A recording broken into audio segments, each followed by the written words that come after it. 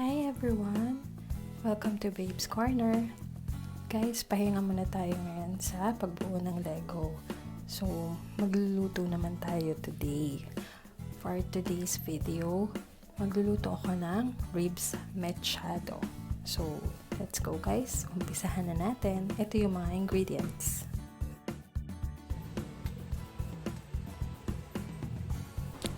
Magpainit ng mantika sa kawali at mag-umpisa na tayong maggisa. Kapag nagluluto ako ng mechado or kahit caldereta or afritada guys, piniprito ko yung patatas tsaka yung carrots kasi mas masarap siya pag piniprito. Kaya start na tayo. Prito na natin yung patatas at carrots.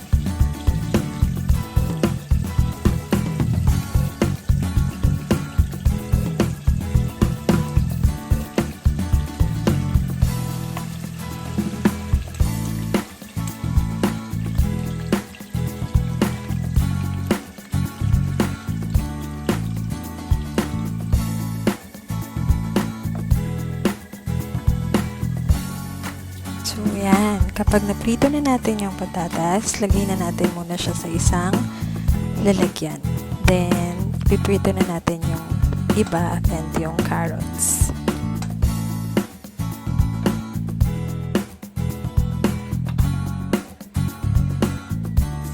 So, yung carrots guys, saglit lang natin siya ipiprito kasi mabilis siyang maluto kapag prito.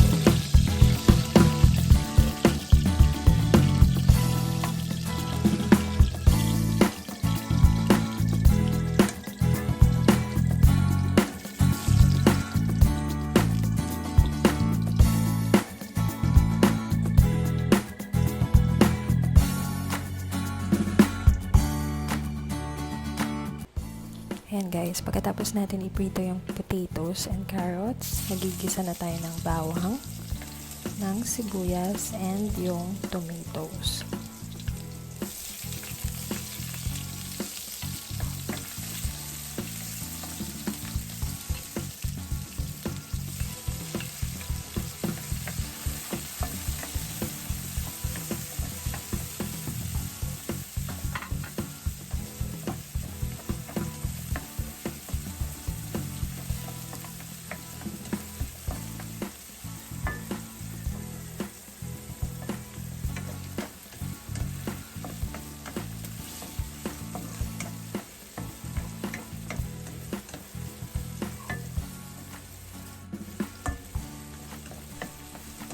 igigisa lang natin yung mga bawang, sibuyas, kamatis hanggang sa maluto sila guys bago natin ilagay yung ribs.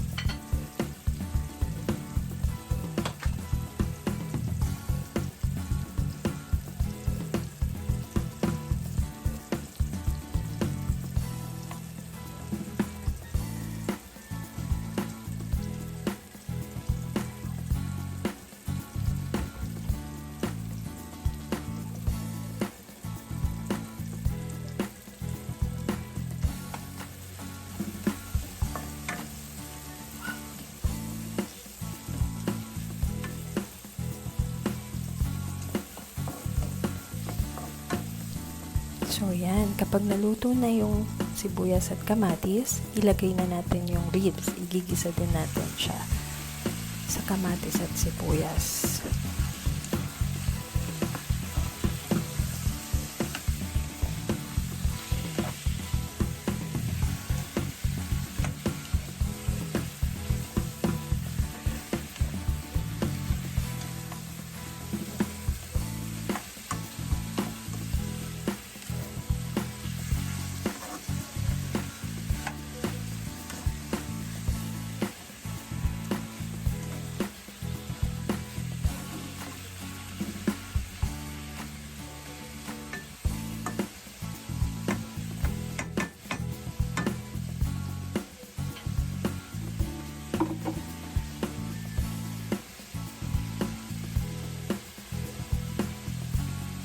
Habang ginigisa natin yung ribs, maglalagay na ako ngayon ng 1 chicken cubes. Baka nagtataka kayo guys, bakit chicken cube yung nilagay ko? Pork ribs yung sahog natin, no?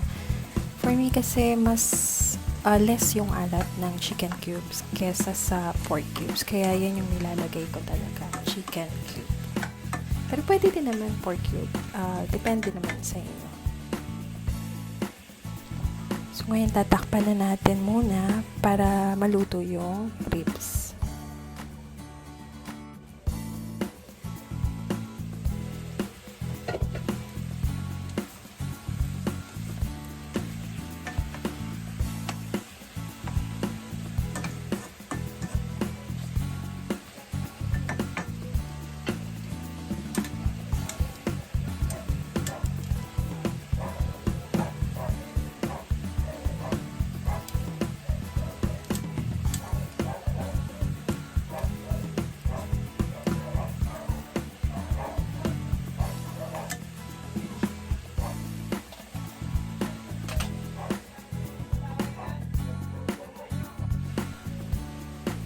Ngayon guys, maglalagay na ako ng tubig para palambutin yung baboy natin or yung ribs natin.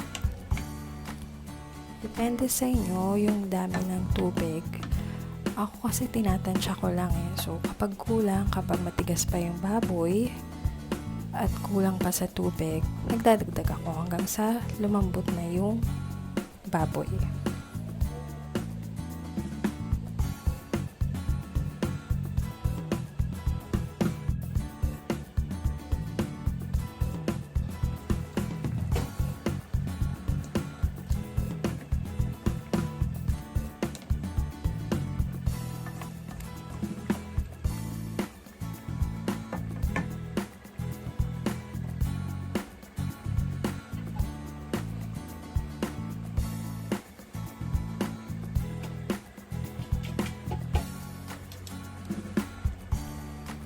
Yan, check lang natin kung malambot na yung baboy. Para kung hindi pa, dagdag pa tayo ng tubig para palambutin pa siya. Kasi yung anak ko at yung asawa ko gusto nila malambot talaga yung meat. So, pinapalambot ko talaga.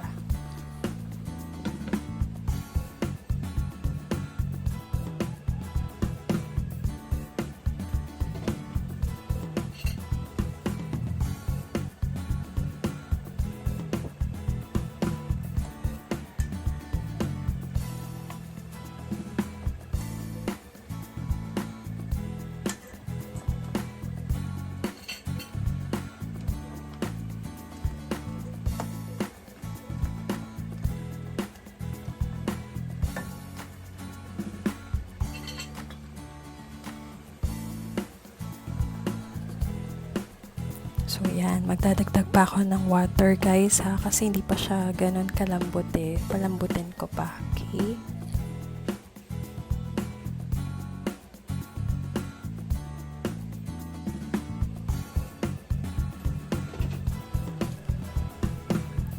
Yan, kapag medyo malambot na yung baboy natin, maglalagay ako ng 1 tablespoon ng soy sauce. For color lang yan guys.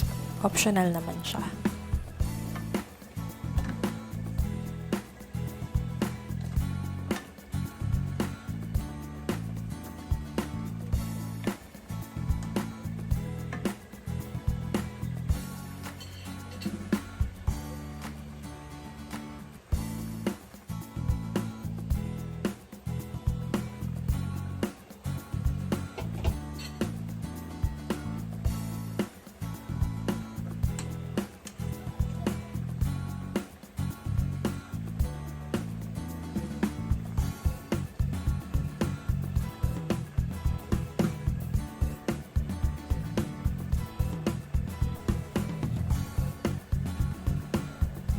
So yan guys, malambot na siya. Titimplahan na natin siya ng tomato paste and ng tomato sauce. Yan. And mix lang natin and pakuluan para maluto yung tomato sauce and tomato paste.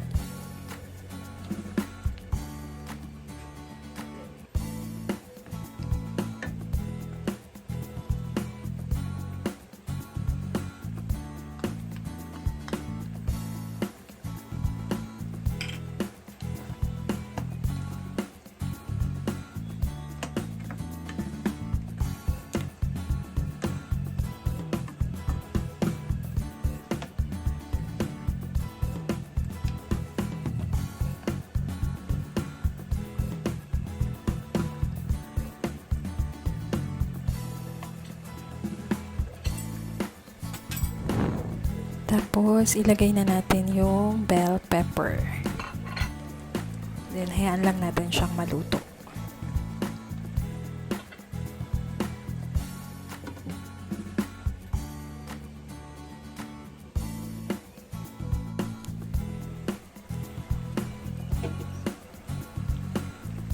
So, yan na guys. Luto na yung ating ribs machado. Ilagay na natin yung pinirito natin kanina na patatas and carrots.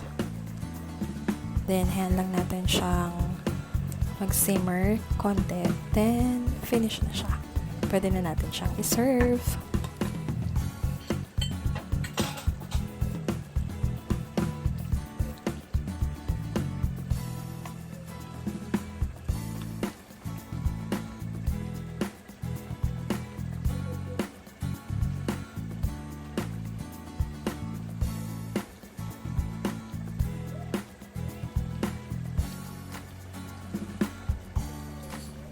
Ayan na guys, luto na ang ating ribs machado.